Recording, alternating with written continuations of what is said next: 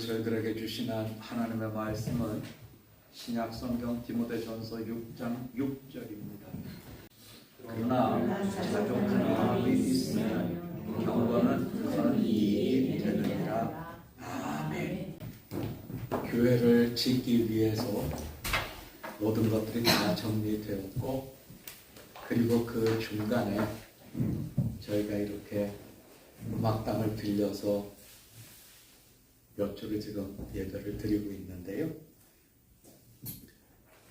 갑자기 교회가 짓고 있는 동안까지는 그동안 있었던 교회가 없어졌기 때문에 집에서 새벽 기도를 하고, 집에서 그 새벽 기도 한 거를 내보내고 이렇게 지내면서 한 가지 좋은 것은 그동안 몰랐던 기쁨을 이제 맛보게 됐는데요. 그게 뭐냐면, 교회에 있을 때는 교회에서 새벽 기도하고 아침밥 먹고 그리고 제 나름대로 스케줄이 이렇게 쭉 됐는데, 집에 있으니까 아침밥 먹고 강아지 데리고 산책하고, 강아지 데리고 산책을 하니까 자연스럽게 아이들이 학교 가는 것을 나가서 보게 되더라고요. 이제 중고등학생들이 먼저 쭉 학교를 가요. 이러면서 갑니다. 이분들이 다 가고 나면 이제 초등학교 큰 아이들이 나갑니다. 어쩌고. 근데 제가 놀랍게 생각하는 것 중에 하나는, 초등학교 벌써 높은 반만 돼도 아침에 학교 갈 때 다 핸드폰 이러면서 가요. 다 이러면서 가요. 그래서 그거 보면서 의사가 되려면 정형외과 해야 되겠구나 하는 생각이 들더라고요. 그래서 이제 초등학교 높은 반이 다 가고 나면 초등학교 이제 낮은 반이 가고, 그러면서 그 시간에는 겹쳐져요. 유치원, 유아원 다니는 아이들이 이제 겹쳐집니다. 근데 늘 궁금한 게 있어요.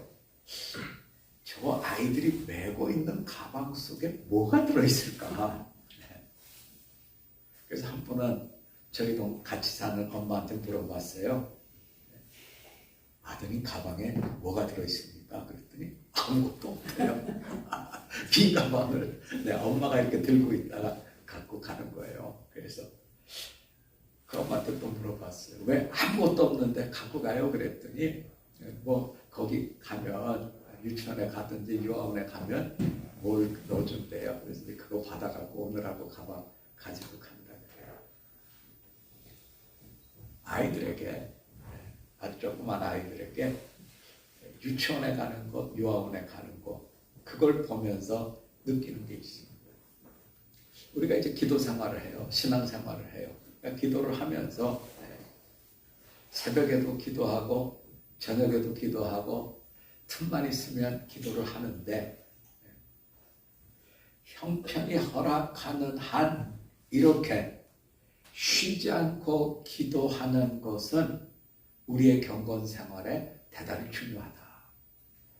내용도 중요하지만 내가 기도하는 습관이 체질이 되는 것, 그 습관이 내 몸에 딱 배는 것, 이것이 대단히 중요합니다.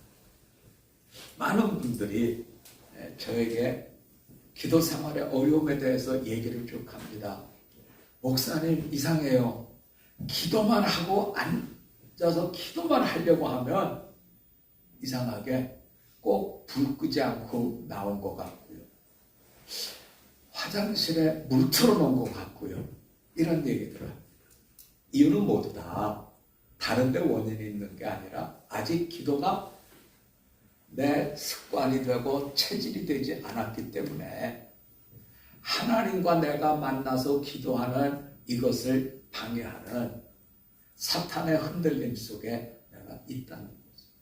그래서 우리가 신앙생활을 할 때 기도가 습관이 되고 체질이 되도록, 마치 아무것도 없는 빈 가방을 메고 유치원을 가고 유아원을 가는 것처럼 하나님 앞에 기도하면서 나아가는 게 신앙생활에 있어서는 대단히 중요합니다 하는 말씀을 먼저 마음에 담아주셨으면 좋겠습니다.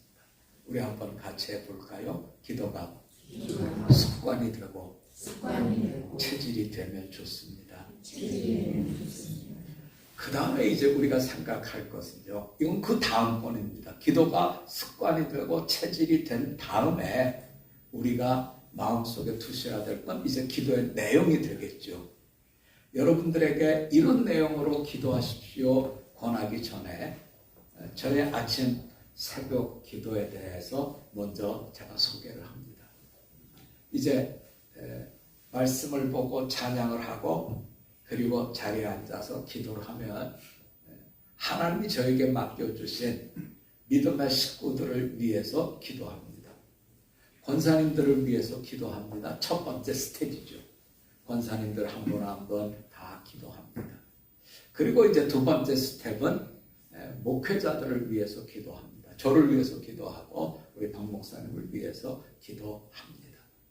그리고 나면 교회에서 수고하는 예배를 돕는 분들 또는 보이지 않는 곳에서 수고하는 분들을 위해서 기도합니다. 그리고 난 뒤에 남자 집사님들을 위해서 한 분 한 분 기도해드립니다. 그리고 나면 여자 집사님들 위해서 한 분 한 분 기도해드립니다. 그리고 그렇게 기도하는 사이에 각 가정의 자녀들을 위해서 기도하고 각 가정의 어르신들을 위해서 기도를 드립니다.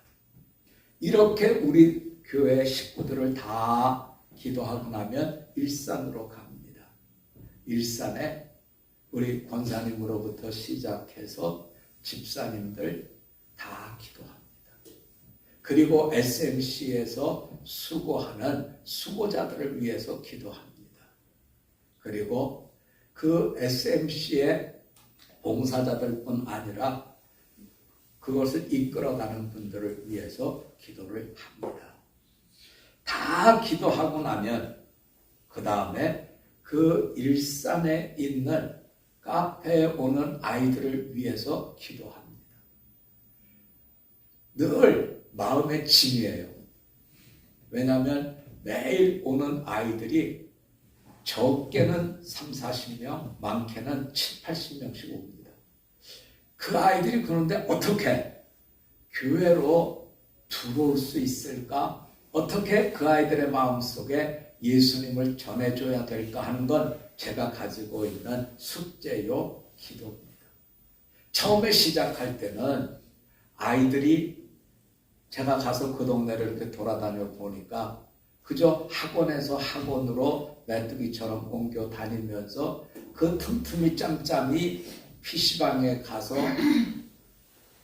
게임을 하고 이러는 걸 봤습니다. 그래서 저 아이들을 어떻게 해서든지 우리 카페로 들어오면 좋겠다 해서 저희가 무료로 빵을 구워주고 무료로 음료를 주니까 아이들은 무료로 주는 것 이것 때문에 카페에 모여옵니다.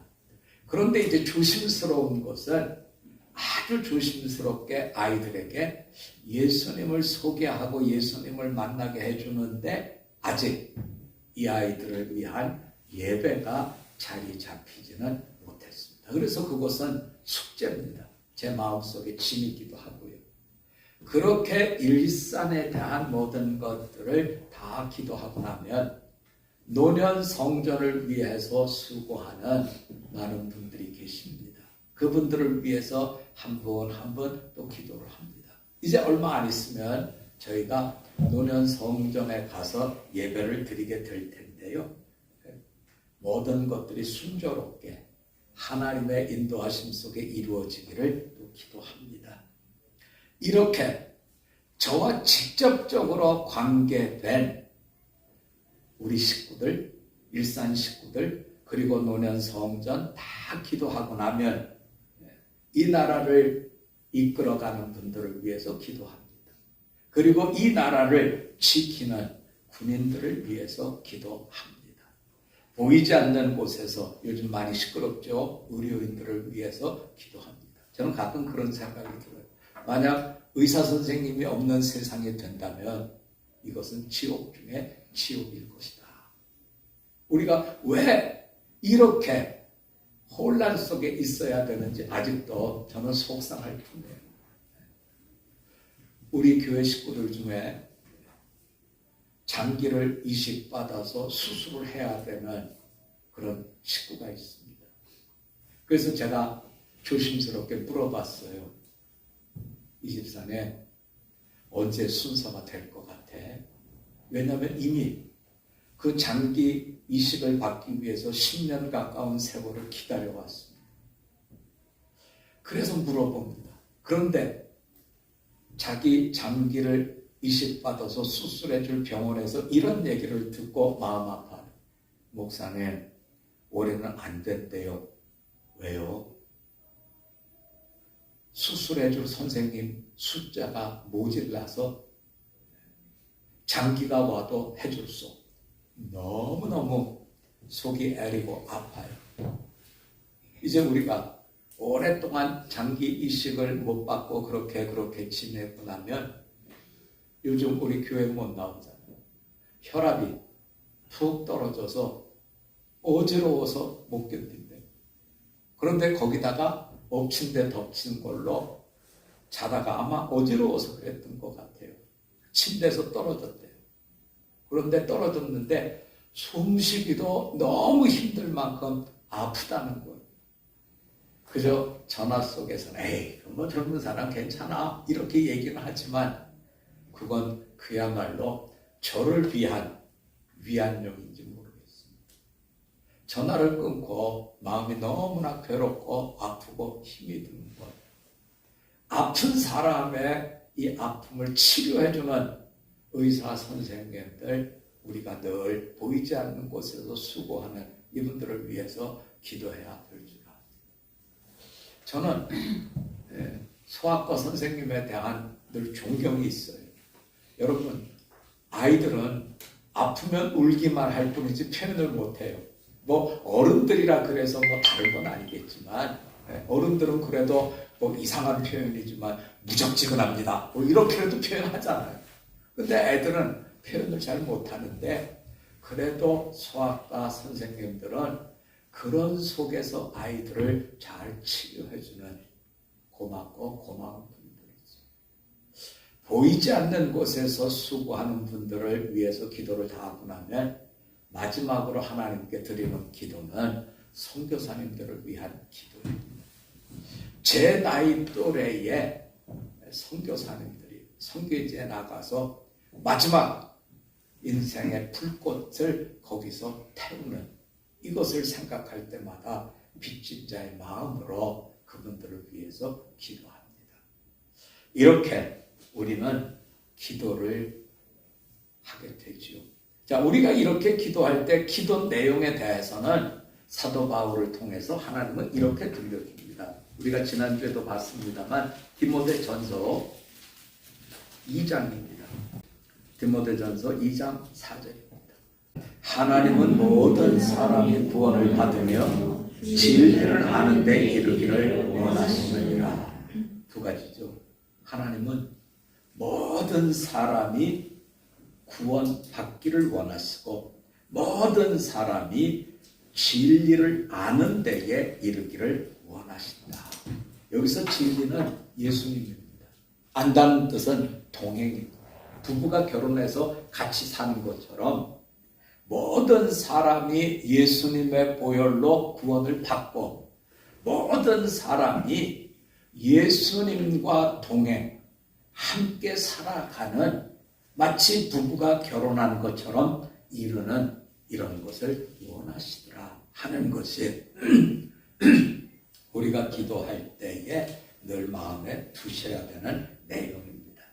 바울은 이렇게 디모데에게 편지를 쓰면서 내가 복음을 전파하는 삶을 살고 이방인의 스승이 된 것을 이와 같은 모든 사람이 구원을 받고 모든 사람이 예수님과 동행하여 진리 속에 예수님 안에 살기를 원하기 때문이다 하는 것을 우리가 보시면 좋겠습니다.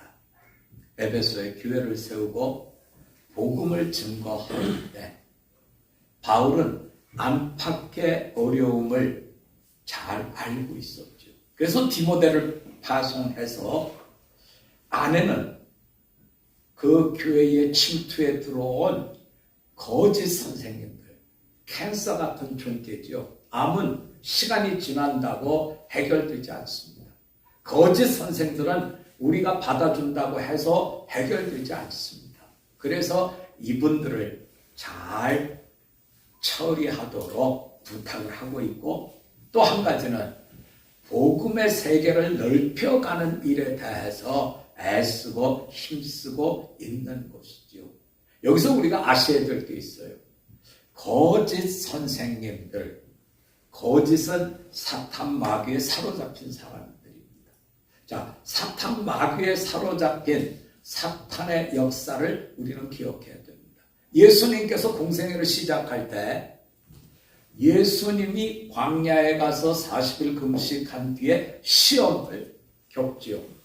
그때 이 사탄이 와서, 마귀가 와서 했던 시험은 어떤 시험들이냐면, 우리가 돌로 떡을 만들어라, 또는 저 성전 꼭대기에서 뛰어내려라, 이런 시험을 3가지나 겪으셨는데, 한 가지 여러분이 아셔야 될 게 있어요.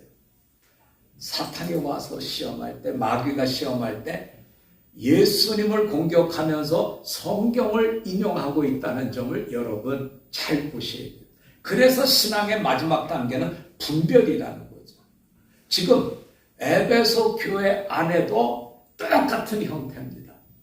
거짓 선생님들 와가지고 신화와 그리고 족보를 들이대면서 지금 교회를 혼란스럽게 합니다. 왜냐하면 바울도 구약을 인용하죠. 그 당시에는 신약 성경은 없을 때입니다. 구약을 인용하죠. 거짓 선생님들인 유대인들도 성경을 들이대죠. 구약을 들이대죠. 그러니까 듣는 사람들이 이게 맞나? 이게 맞나? 혼란스럽게 만들어가는 겁니다. 이것을 우리가 잘 풀어내야 되는데, 이들은 계속해서 어디로 끌고 가려고 하냐면, 너희가 예수를 믿는 거 좋다.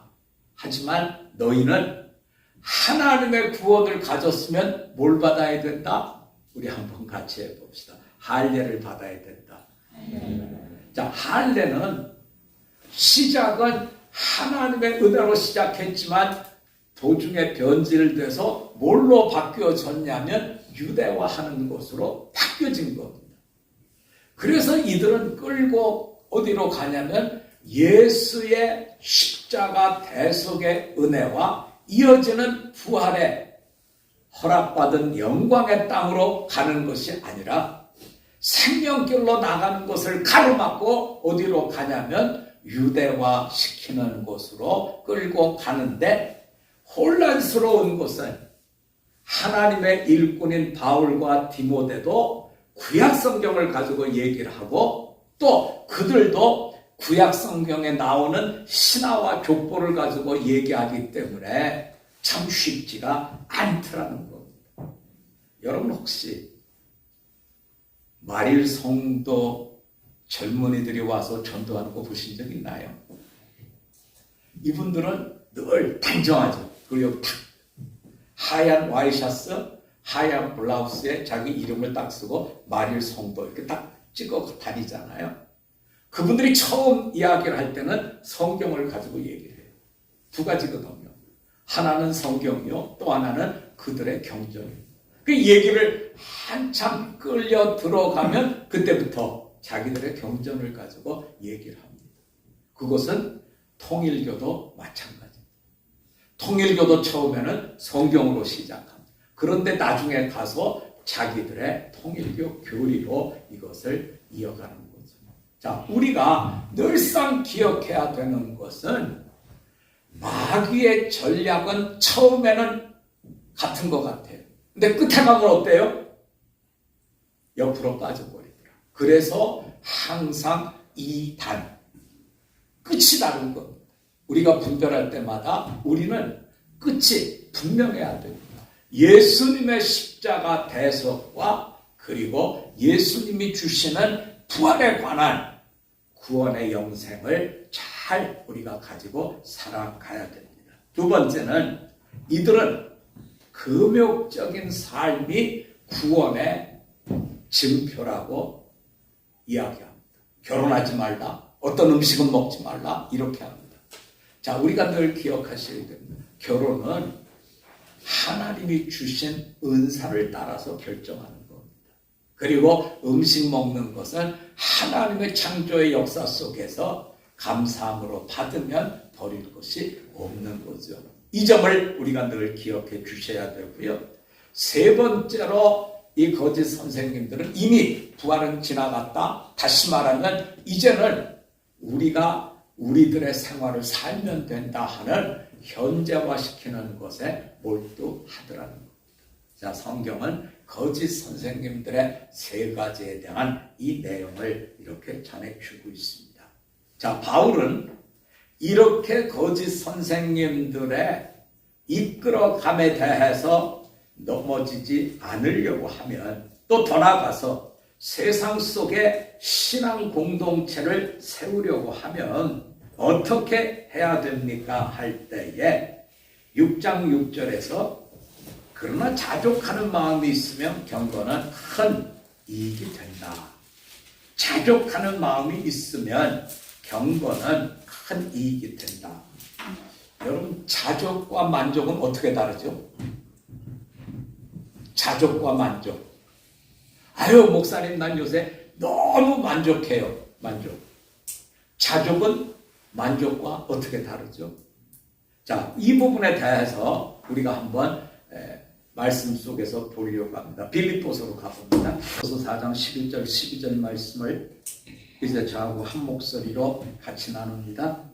내가 궁핍함으로 말하는 것이 아니라 어떠한 경판에든지 나는 자족하기를 배웠노니 나는 비천에 처할 줄도 알고 풍부에 처할 줄도 알아. 모든 일, 곧 배부름과 배고픔과 풍부와 궁핍에도 처할 줄 아는 일체의 비결을 배웠노라. 아멘. 만족은 조건이 따라다니죠. 만족할 만한 조건일 때 만족하는 거고, 자족은 조건이 안 따라다녀요. 조건과 상관없이 기쁨으로 충만한 것, 그것은 바로 자족입니다. 그래서 이제 바울 사도가 디모데에게 편지를 쓰면서 무슨 얘기를 하냐면, 우리가 하나님의 좋은 일꾼인데 언제든지 주님 안에서 자족하는 자로 살아가면 좋겠다 하는 말씀을 우리에게 그렇게 주고 있습니다. 자, 이 말씀을 가지고 우리는 자족이 경건에 큰 이익이 된다 하는 말씀을 오늘 들었습니다. 경건은 우리의 삶을 누구 앞에서 살아요? 우리 한번 같이 해봅시다. 경건은 매일매일의 삶을 하나님 앞에서 사는 겁니다. 하나님 앞에서 사는 것입니다. 제가 이 말씀을 드리면서 한 가지 느끼는 거 말씀드리면, 동네 사람들이 제가 목사인 거를 거반 다 알아요. 내가 억울해요. 속상해요. 답답해요. 소리를 지르려고 하다가 소리 못 지르죠. 왜요? 내가 목사인 것을 다 알기 때문에 목사가 저랬다 하면 누가 욕먹어요? 물론 저도 욕할 수 있겠지만 저를 목사로 세워주신 예수님이 욕먹을 걸 생각하니까 소리 못 지르요. 억울해도. 분명히 잘못은 저분이 했는데 소리 못 지르는 겁니다. 여러분, 바로 경건이라는 건 그런 겁니다. 속상하고 억울하고 답답해도 누구 앞에서 살아요? 절망하고 낙심하고 우울해도 누구 앞에서 살아요? 하나님 앞에 사는 겁니다. 그래서 우리가 낮아질 수 있고, 그래서 우리가 겸손해질 수 있는 하나님의 동행자의 삶을 살게 되는 것이죠. 자, 이런 속에 이제 말씀이 이어집니다. 자, 어디로 가보시냐면 9절, 10절 두 절을 보겠습니다. 자족과 반대되는 내용이 되니까 제가 볼 텐데요. 자, 9절, 10절 우리 한번 같이 읽어볼게요. 시작. 부하려 하는 자들은 시험과 올무와 여러 가지 어리석고 해로운 욕심에 떨어지나니 곧 사람으로 파멸과 멸망에 빠지게 하는 것이라. 돈을 사랑하니 일만하게 뿌리가 되나니 이것을 탐내는 자들은 미혹을 받아 미혹에서 떠나 많은 근심으로써 자기를 찔렀더라. 우리가 디모데전서 성경 66권 중에 디모데전서를 생각하면 아마 제일 많이 기억나는 게 이걸 겁니다. 우리 한번 같이 해봅시다. 돈을 사랑하니 일만하게 뿌리가 됩니다. 아마 이 말씀을 모르는 분은 없을 거예요. 돈 자체는 선도학도 아닙니다. 그러나 돈을 사랑하는 것은 일만하게 뿌리가 됩니다. 돈을 사랑하다 보니까 돈을 쫓아가는 거죠. 오늘 우리가 살고 있는 세상은 돈이면 무엇이든지 된다 하는 세상 속에 살고 있습니다. 그래서 부득이하게 우리가 이 말씀을 가지면서 이겨내야 되는데 일만하게 뿌린 돈을 사랑하는 걸 우리가 이겨내야 되는데 어떻게 하면 이길 수 있을까요? 하는 건데요. 자, 11절로 가봅니다. 같이 해봅시다. 나는 하나님의 사람입니다. 자, 이 말씀을 기억하면 좋을 것 같아요. 오직 너 하나님의 사람아, 앞에 나오는 모든 것들을 피하고 의와 경건과 믿음과 사랑과 인내와 온유를 따라서 믿음의 선한 싸움을 싸우라. 영생을 취하라. 이를 위해서 내가 부르심을 받았고 많은 증인 앞에서 선한 증언을 하였다. 자, 우리는 성령의 9가지 열매를 다 알지요. 거기서부터 의와 경건과 믿음과 사랑과 인내와 온유, 이것을 지금 얘기하면서 우리에게 이것을 얘기하는 것은 여러분들이 누구라고요? 너는 하나님의 사람이다. 너는 하나님의 사람이다. 일만 악에 뿌린 돈을 사랑하는 세상 속에서 우리가 살아가지만 돈을 사랑하는 걸 물리칠 수 있는 유일한 길은 마음속에 내가 누구다? 하나님의 사람이다. 하나님의 사람은 열매를 맺어야 되는데 그 열매를 바울은 의와 경건과 믿음과 사랑과 인내와 온유 이것으로 이루어진다 하는 말씀을 하면서 성령의 9가지 열매로 이어가고 있는 거죠. 성령의 9가지 열매 기억하시죠? 사랑과 희락과 화평, 오래 참음, 자비, 양선, 충성, 온유, 절제. 이 9가지의 열매를 맺어가는 돈을 사랑함이 아니라 성령님 안에 든든하게 서가는 이런 삶을 사셔야 됩니다. 돈을 사랑하면 그 결말은 파멸이라고 하는 것을 우리들에게 또 강조하고 또 강조하고 있습니다. 참으로 오늘 주신 말씀을 마음에 잘 두시고 자족하는 삶, 자족하는 마음, 조건에 상관없이 주님이 주신 대속의 구원, 십자가의 보혈뿐만 아니라 영생의 부활이 내게 허락됐음을 마음으로부터 받으면서 내게 주신 것으로 내가 자족할 수 있는 기도의 사람으로 한 주일을 지내실 수 있기를 주님의 이름으로 부탁드립니다. 우리 한번 같이 기도드리겠습니다. 하나님 아버지, 돈이면 모든 것이 된다 하는 세상 속에 하나님의 사람으로 살아가는 것 참 쉽지 않습니다. 우리가 예수를 알기 전에 우리는 세상 사람이었고 돈을 쫓아가는 인생을 살았습니다.